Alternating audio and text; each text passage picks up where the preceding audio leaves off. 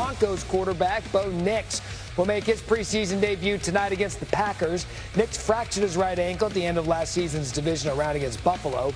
He underwent surgery 2 days after the injury, then had an additional surgery in April for bone spurs. Broncos reporter Jeff Legwold here ahead of tonight's game. And Jeff, what's Nix looked like in camp as he recovers from that injury? Matt, he looked good enough to dive into the scrum this past week to try pull outside linebacker Nick Bonito off the pile. So he has looked good in practice. He has taken a full allotment of practice snaps since training camp began, the same number of snaps he took in last year's training camp, for example. So they feel good about where he is. He is scheduled to play about 14 plays tonight before they pull him out, and they do plan to play all 3 of their quarterbacks in the game. Yeah, some optimism there for Nix, but also holding your breath just a touch as he gets out there to battle back from this ankle injury. That's Jeff Legwold with us tonight. Jeff, thank you. Let's come indoors now to bring in our senior NFL writer, Jeremy Fowler. I want to switch to the Packers side of this thing because last year, Tucker Kraft, he was the big offensive injury for the Packers, week 9 out for the season. What can you tell us about his training camp? Matt, he's been crushing his first week of training camp. He just got cleared. He's been back. He's been catching every target, multiple touchdowns in team drills. He will not play tonight. They're going to take it easy with him, manage his practice reps over the coming weeks, coming back from that ACL he suffered in November. Before that, he was an integral part of what Green Bay was doing in that offense with Jordan Love. That will continue. He's also a contract extension candidate right now. Yeah. The Packers do want to get a deal done before week 1. So you got Tucker Kraft in Green Bay, Sam Laporta in Detroit. Those are 2 star tight ends trying to get new deals. Yeah, speaking of star tight ends, George Kittle, he's the league's highest paid tight end at just over $19 million a year. So we'll see what potential deal Kraft and some of these other tight ends around the league. The market's set at $19 million per year. So much more with you coming up. Week 2 of the NFL preseason is here. We've got more preseason action tonight. The Jets taking on the Steelers. Aaron Rodgers and Mason Rudolph are not expected to play.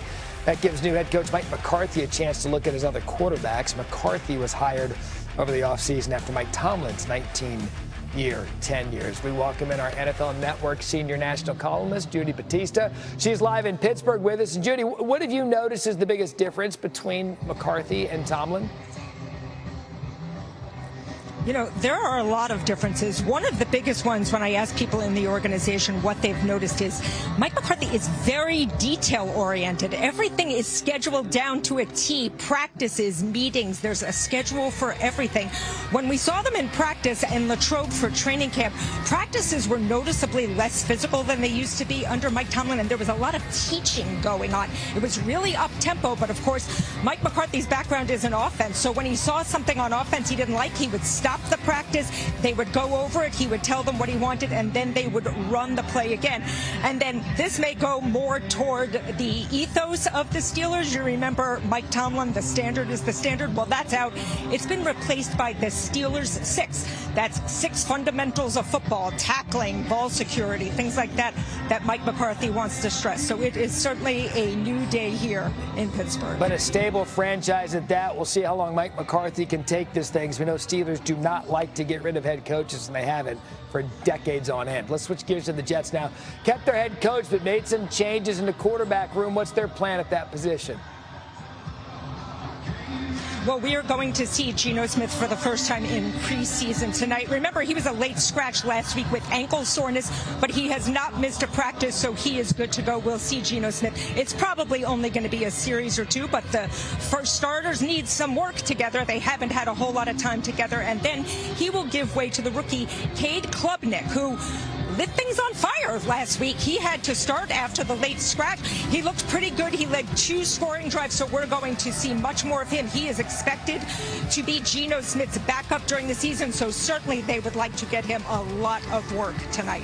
Yeah, and Geno returns to the Jets. We can see if it happens much better than it did the first time around, but a homecoming could be a good. Fernando Mendoza should not step on the field until he is ready, not because Kirk goes down, not because they start 1-5. I know that it might not be what's best, but how many franchises and how many situations have we seen that don't do what's best for their first overall pick? I think Fernando Mendoza has done a great job all month. I thought that the stat line was a liar last night. I thought that he was trying tight window throws. He needs to get a little more comfortable with what open actually looks like in the NFL. It's very different than college football. I wasn't offended by the pick six. I wasn't offended by some of the incompletions last night. You see why he was drafted first overall. You also see a lot of what he still has to work on. Quarterbacks are ruined before they're developed. It's really going to be interesting to see when Fernando Mendoza plays. You're in a division with Mahomes, with Herbert and the Chargers who are loaded up, with the Broncos who are coming off, a 14-win season.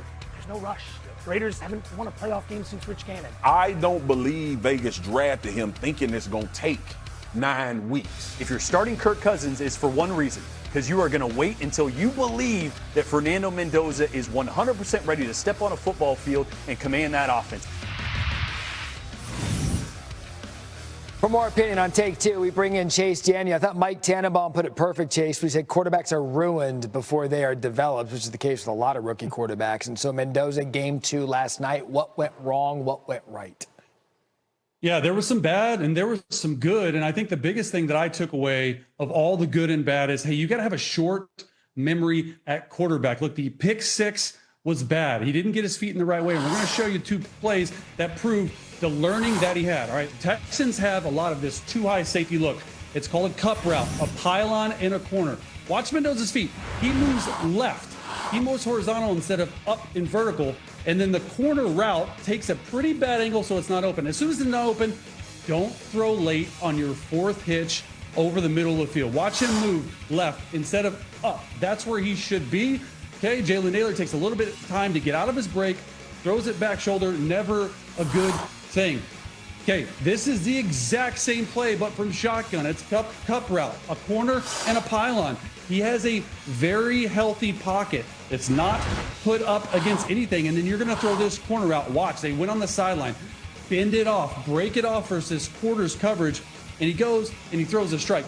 This is real growth within the game for Fernando Mendoza. That's the pick 6 to there. So I like the fact that he made some growth. Here's the thing that I'm going to be continuing watching because he looked a little bit uneasy under center. Last night, 8 snaps under center. In his entire college career, Matt, 6 total snaps. Yeah. It all comes down to reps for Fernando Mendoza. Yeah, we get it. And that was a rep within a game. You said he got better off of learning from a mistake. But you're right. These quarterbacks coming from college to the NFL, they're in shotgun 99.9% of the time. They have to learn to adjust on the fly. And we'll see if Mendoza can do that. On the other side, C.J. Stroud, he only played the 1 series. They went down the field and scored. This is a make or break season for C.J. Stroud. Can he bounce back? I mean, he's going to have to. Look, I called the ESPN playbook game for the Patriots when he threw 4 interceptions. He looked like a shell of himself, right? Losing Jaden Higgins really hurts him. And that's what you're going to have to figure out is like who becomes that number 2. I like that Tank Dell's coming back. I love the fact that they went out and got David Montgomery, who's a bell cow. So it's not going to all fall on CJ Stroud. They're going to use more 12 personnel this year. They're going to switch some stuff up.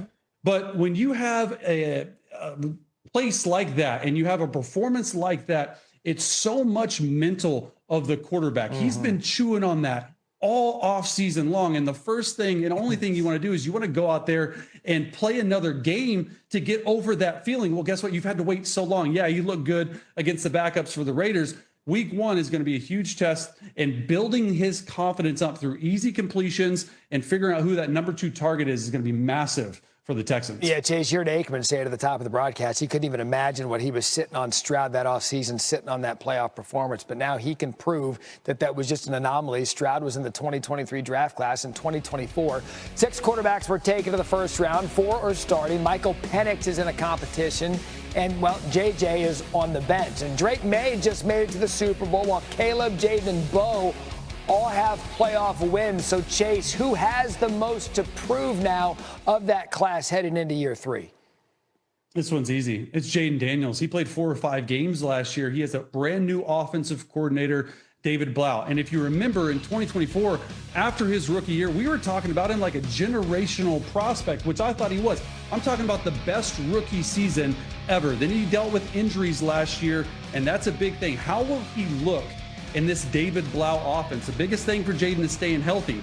but you're going to see him a lot more under center. You're going to see these play action shots, half field reads for him. He's going to be using his legs because that's what he does well. But when I was breaking him down coming out of LSU, he was a pure pocket passer. So I'm interested to see him handling things at the line of scrimmage, going through progressions, taking these deep shots down the field, because he still has that 2024 in him. Just got to stay healthy. Got to stay healthy, and you wonder if the NFL caught up to him after there's a full season body of work of tape. We'll find out, because he's just too talented to play the way he did and stay healthy like he did not do last year. Chase is coming back in just a bit to talk a little college football. Thank you, Chase.